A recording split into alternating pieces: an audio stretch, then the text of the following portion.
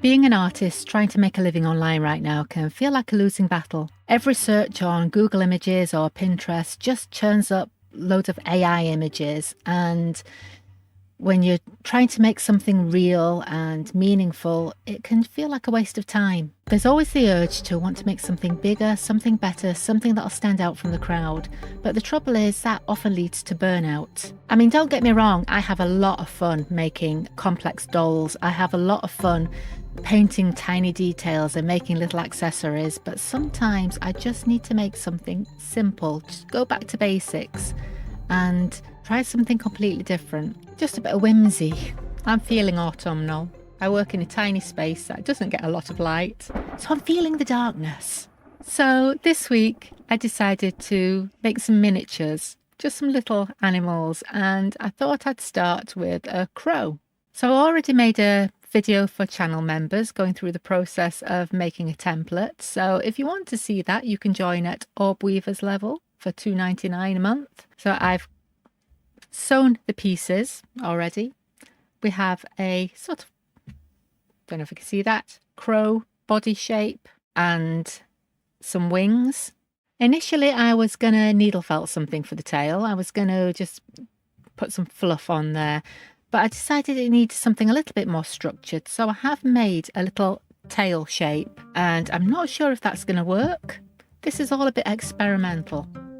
I bought this soybean staple fibre just recently from World of Wool, and I've been quite intrigued by it. I've been looking forward to giving it a go. It's not exactly a budget fibre. It was just under £4 for a 100-gram pack, so it could work out quite expensive. But on first impressions, it looks lovely. It's quite a yellowy colour, so I'm not sure how that would work under a pale fabric. It might show through, but for something like a little crow, I think it's perfect. It's very silky and very soft, so I think that's going to stuff well.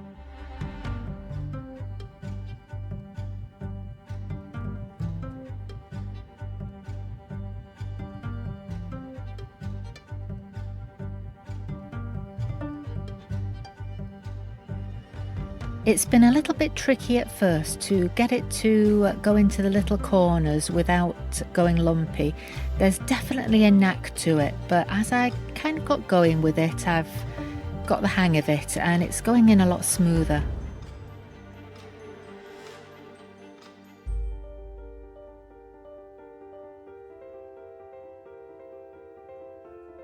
I'm finding the soybean fibre quite similar to K-pop to work with, which is nice. It's very, very soft and smooth, and it's stuffed quite firmly, which is awesome to find a stuffing that's plant-based that can work well, and it's nice and clean as well. Now, the issue I've had with this is not the fabric I normally use. I have 100% cotton sheeting that I usually buy that I wasn't able to get this time, so I did decide to try a different one, and I'm not 100% happy with it.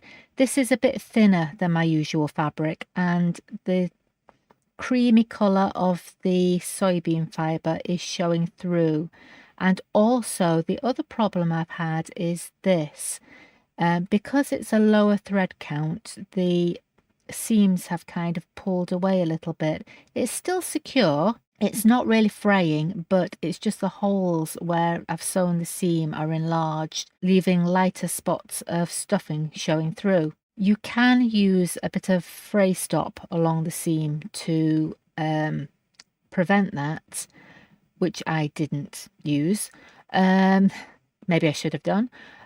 But anyway, I want to paint this, so I'm not too worried about that. This is all going to be covered up. I'm going to paint this in acrylics. I probably won't paint the wings. I want to leave those quite flexible, and the tail, but they're not going to be stuffed. So they're going to be fine. They will be attached like that. They're going to be button jointed on, and then the tail will be sewn on the back, and I think that's going to work well. But I want to paint some detail. I'm not entirely sure. There's going to be some patterns involved. It's not going to be a realistic crow by any means. It's going to be in my own very unique style. So I'm going to close this up. I might need to put just a little bit more stuffing in just to shape that a bit more at the bottom, and close that up. And then I'm going to start adding some detail. I figured the easiest way to attach the tail would be to ladder stitch it in place. So I've just pinned it to position it, and then I'm ladder stitching it all the way around using some top stitch thread. I think this is going to need a bit of detail. I'm not entirely sure how I'm going to do that yet. I might do some lines of stitching to look like feathers, or maybe I'll paint it. We'll see how it looks once it's all in place.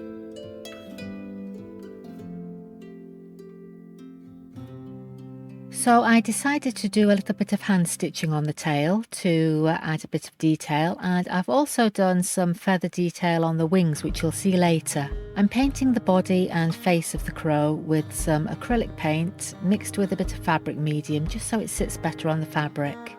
Most of the body is just going to be black, and then I start adding a little bit of lighter shading for the beak.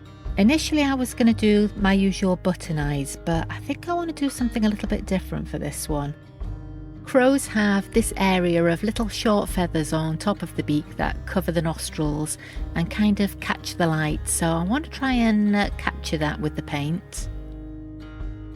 The acrylic has covered the seams really well, and there's no stuffing showing through anywhere now. I want to add a little bit of a folk art design on the back, and then I might put something on the front as well. I haven't done any sort of drawings or anything for this, I'm just making it up as I go along. As I get into painting, I can feel all the tension and all the worry just slipping away, and I'm in my own little world. This is my happy place.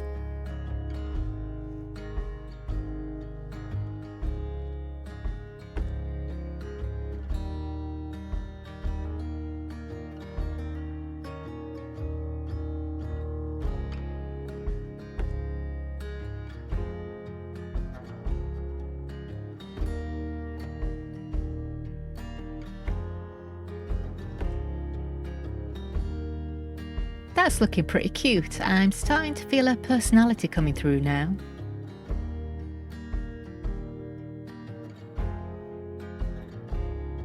I've hand stitched some simple flight feathers onto the wings using some top stitch thread. I need to attach those onto the sides of the body. I'll do that with a button joint, but first I need to figure out what to do with the feet. It just needs something that'll allow it to stand up without falling over. So maybe I can do something with some beads. I figured if I can put 3 of these little metal beads together side by side for each foot, they'll kind of look like 3 little toes.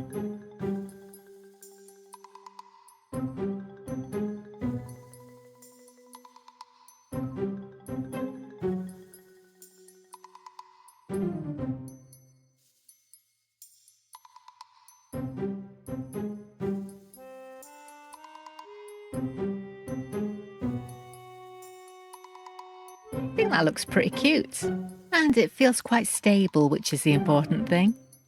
You need a really strong thread for button jointing, so I'm using some Gutterman top stitch in a contrasting lilac colour.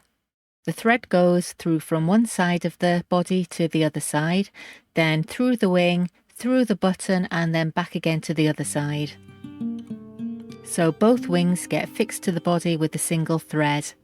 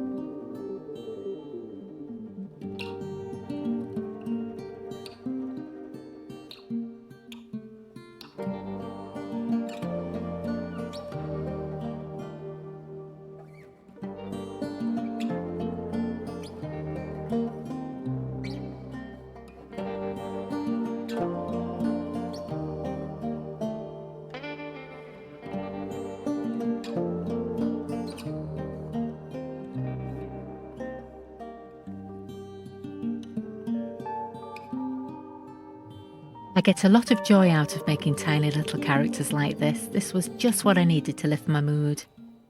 The trouble is, once I make one, I want to make lots of them, so expect to see more crows soon. I named this little one Bluebell.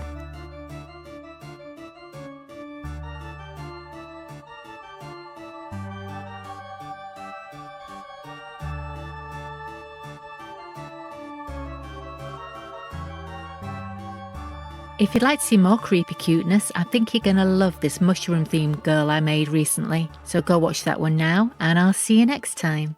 Bye.